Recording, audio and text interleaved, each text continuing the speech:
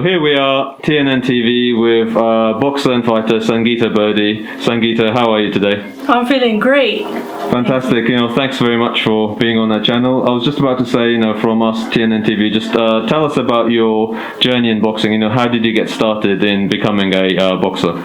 I just woke up one day and I just felt like I needed to go to the gym. I don't know what it was. And then I just came across a boxing club, and it was Gallant Boxing Club. So I came down at 4 in the morning, just training as normal. I never trained in my life.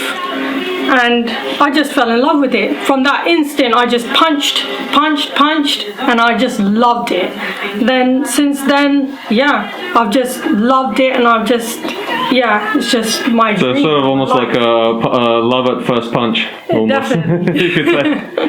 And of course, we're going to say now, obviously boxing is a fairly tough sport, and what was the reaction from your family and friends when you sort of were telling them that you were going to be a boxer and a pro fighter?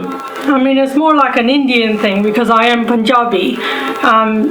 People just laughed. They said, no, you can't do it, and you won't be able to do it, and you should be like a stereotypical girl, cooking in the kitchen and looking after your kids and your husband. And I said to them, no. I said, I'm going to show you who I am, and that's what I've done so far, and And I was just going to say, for those people that haven't seen your fights, perhaps on our channel especially, just what's your style like? How can you describe your fighting style? I like pushing forward. I like swinging my arms. I like, not stopping. So you're sort of all-out action style, front foot, heavy. Yeah.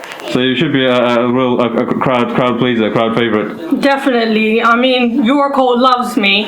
Yes, we've been to York Hall many times. It's the spiritual home of British boxing. I love York Hall. It's just like, you just feel the environment, and it just feels amazing when you're in there. And it's such an honor to fight in that ring. Yeah, of course, and so many huge names of British boxing legends have sort of shared that ring with you. So I was going to say, just tell us about your last fight and how it went. My last fight, it didn't go so well. I did leave my coach Irfan because he wasn't licensed at the time, and I was thinking, okay, maybe he can't train me enough and this and that, and I was contemplating staying with him, and I never lost any fights before that with him, being trained by him. So it didn't go so well. I lost on points, and I'm ready to start again. Many people told me to quit and I shouldn't be doing this anymore, and I've gave my whole life for this, and I love this more than anything. It happens to all sorts of boxers. I remember Bernard Hopkins lost his very first professional fight and almost contemplated giving up, and then luckily his coach changed his mind. So again, setbacks in boxing are sort of nothing special, I suppose. It's what you can learn from it. And what I was going to say, what is your aim in the sport, and what would you like to achieve in boxing? I would like to go to world-class level, and I'm in it now, and everything has to be right, and I'm in it like 110%, and I'm not giving anything less. So we're just going to say, going forward, when obviously conditions allow, what are your plans for the year to sort of, get out next? I'm ready to get out as soon as. My medicals are all done, my license is all ready to rumble, and if I get a call tomorrow, I'll take it. And just to say, what weight are you going to then campaign at when you sort of make your return? 59 to 60 kg. Okay, and what's the dieting like for that? Is it tough to have to diet, or can you make the weight easily? I can make the weight easily. Maybe 3 kg out, which I can lose in a week. Yeah, that's not like a lot for boxers. For people that know boxing, the 3 kg is not a huge amount. And I was just going to say, just tell us about also your trainer, and how did you guys first meet, and how did you guys first team up? We met from the beginning and from all this, and he told me instantly, Sangeeta, you've got something special. And I just went with him, I just listened to him, and there's something that I haven't felt with any other trainer, that we just connect on this level. When I'm in the ring, I can just hear him, I can't hear anything else.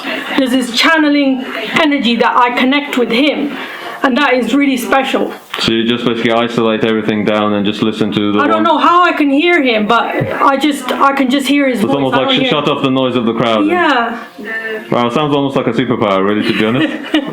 And I was going to say, obviously boxing can be a difficult sport. So what are some of the difficulties you faced as a professional boxer, especially being sort of female and from the Asian background? And what's your advice to female fighters who want to get into the sport? I mean, the whole thing is, it's just been tough generally. There's not many girls, and yeah, I just feel like other girls, they should just follow their dream. There's so many of my friends, they just feel scared not to follow their dreams, and you have to go for it. If you don't go for it, you never know what's going to come out of it. So yeah, of course, so you have to be basically willing to risk things in order to achieve your dream, right? Yeah. So, fantastic. And I was just going to say, who are the people that inspired you, and who are your favorite boxers and fighters of all time?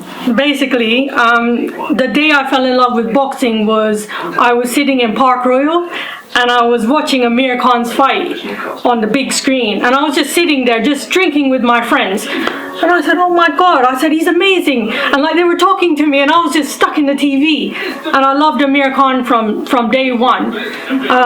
Yeah. And he had so much success so young as well. Of course, with the silver medal from the Olympics, etc. And then he was, sort of like the face of British boxing for a little while, right? He's my huge inspiration, and he's still active today, which is like, time's obviously gone by, but he's still a top contender at his weight, in this day and age. I had an honor to meet him loads of times, so yeah, you must know what it's like. I was shaking his hand, and he's like, ugh.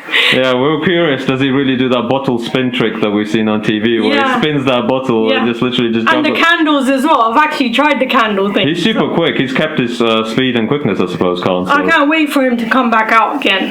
Yeah, I'm sure he's probably just waiting for the right opportunity to sort of step in that ring. And I was going to say, we just wanted to obviously ask you, same as we asked your coach, what are your predictions for AJ Fury? Because everyone's interested. Everyone's asking us that. So right. If at any point something just... I'm going to say AJ. You're going with From AJ? From the bottom of my heart, I'm going to say AJ. Because he's such a humble guy, and he learns well, and he moves well. Since his last fights, he's changed a lot. He's super young for a heavyweight as well. That's the other thing. Heavyweights can tend to last longer than some of the other weights, so he's still almost like a baby for a heavyweight. So he's definitely got time on his hands, and he can make the adjustments like he did against Ruiz, right? So he can actually come back from adversity. And the same thing, obviously, we're still going to ask you, Billy Joe versus Canelo, because everyone wants to know that also. Right. I'm going to stick with Canelo, sorry. No, don't be sorry at all. Because I've watched Canelo's training, and I've actually sort of trained like him. So, yeah, he trains amazing, and he's such a nice guy as well. Yeah, and the other question we wanted to ask also is, what do you think of women's boxing as a whole? And do you also think it's getting now more and more popular with people like Clarissa Shields and, of course, our own Katie Taylor sort of spearheading the charge forward? I mean, definitely. They're such huge inspirations, and I would love to be on that level ASAP. So she was on a pay-per-view card yesterday, Clarissa Shields, right? So she's actually won. She's become a multi-weight world champion now. So I mean, I think we personally think that the future is very, very bright, and we can't wait to see everyone out once the conditions allow. And this is also a question we ask on our channel. We do boxing, but we also do cars and automotive sport. Okay. And every boxer we've asked, what would be your dream favorite car, and in what color? And this is just like a fantasy question. Ford Mustang. Ford Mustang. What color? Blue with silver stripes. Oh, with the racing stripes. GTI. Wow, that's a very good. That's one we've not heard of before. So that's a good one. And just any sort of shout outs to fans or sponsors. I would like to thank Parker Cars because they were with me in the beginning and they're still with me now. I would like to thank Gallant Boxing Club for sticking with me and keeping me motivated, and especially my coach. He's amazing, and I'll never trade him for no one else at the moment. If someone came up to me now, I'd say no. I'd like to thank my mom. She's been there for me from day one. She's never missed any of my fights. And I've also got a 3-year-old daughter. Oh wow. Analia. So yeah, shout out. So you must be an inspiration to your daughter as well, of course. Yeah, she's going to be starting boxing soon, so watch out for her. Future world champ. Yeah. Fantastic. Well, Sangeeta, thank you so much. And is there anything else you'd just like to add at the end before we sort of lock off? No, thank you for coming here, and I hope to progress forward and, So we look make it forward to to the seeing top. you back in action as soon as the conditions allow this year in 2021. Definitely. Thank you, Sangeeta, Thank so you much. very much. Cheers.